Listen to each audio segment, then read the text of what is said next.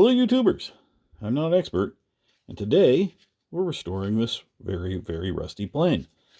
I soaked it overnight in Evapo-Rust, which seems to have done a really terrific job. Look at that.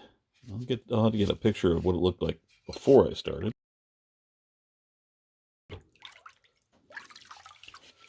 But this is amazing. So I'm going to clean this up, and then we'll get out the brush. All right, I have my hunk of granite, 180 degrees from where I want it. There we go. My hunk of granite, and I have the plane. I'm just going to start flattening. This is, I don't remember.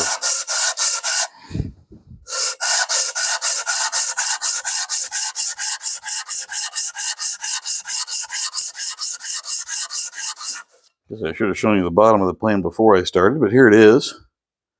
Not bad. You can see a little dip there. That's not a problem. A little low up here in the toe. A little low in the heel. Okay, I've got that cleaned up. It's pretty flat. There's a little low up here at the toe, a little bit at the heel, but I don't think it's going to make any difference because I've seen the way the frog fits, and I'm not expecting too much from this plane. So, grab a little wax, and at least for tonight, I'm just going to put a coat of wax on it so it doesn't flash rust on me. It's really dry out right now, so I'm not too worried about it.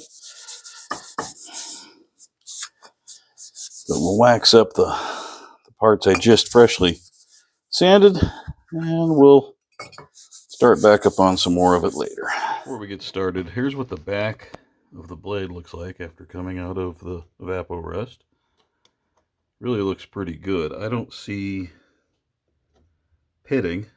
A little bit right at the edge maybe, but that's okay. We're going to take that off when we do this. I have it on a 400 grit diamond stone with crud cutter, because that's what we have. All right, I don't know where we left off. Before I had started cleaning this up, I took the tote and the knob and I sanded them a little bit, got the varnish off of them, and then I thought, you know, they were all kinds of different colors because they'd been dyed kind of a purpley red. So I went ahead and just spray painted them with some kind of an odd color blue. Could use another coat of spray paint, might do that later. And then I got a lever cap, or a chip breaker that's a little bit too wide, just slightly, and it was a little too long. So I actually had to shorten the end of my chip breaker up here so that the notch would be in the right place for the adjuster on this plane. They're not all universal apparently. So put that in place. We get that there. Also, I find that the lever cap, when it's on the plane, you see that okay? We put that on the plane and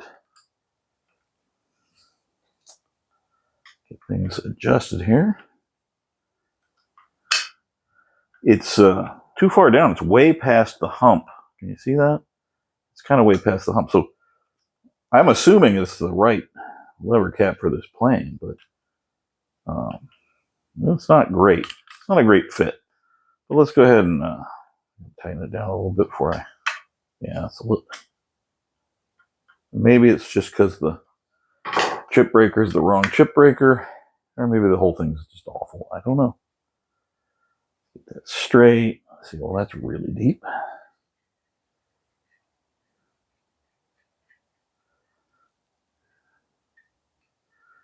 Yeah, that looks like a good place to start.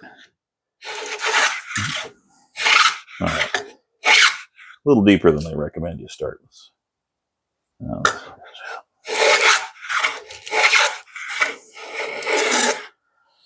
You see that okay?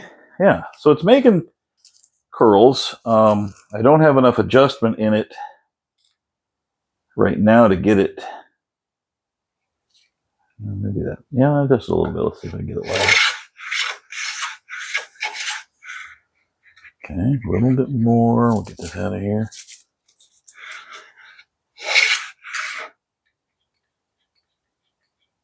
There's a lot of slop in there.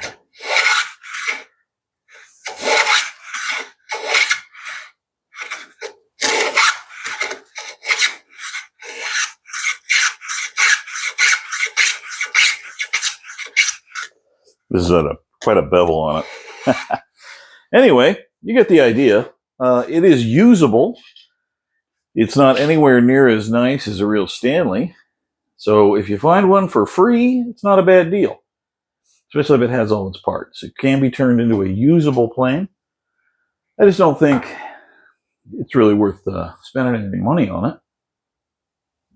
I did spend some money because I had to get a chip breaker for it. But, you know, that's what I did just for the fun of it. So it'll go sit on the shelf with my other planes because it's about a number 3 size, and I have a good number 3 downstairs somewhere. So anyway, I don't know if you like it. Drop a comment. We'll catch you later.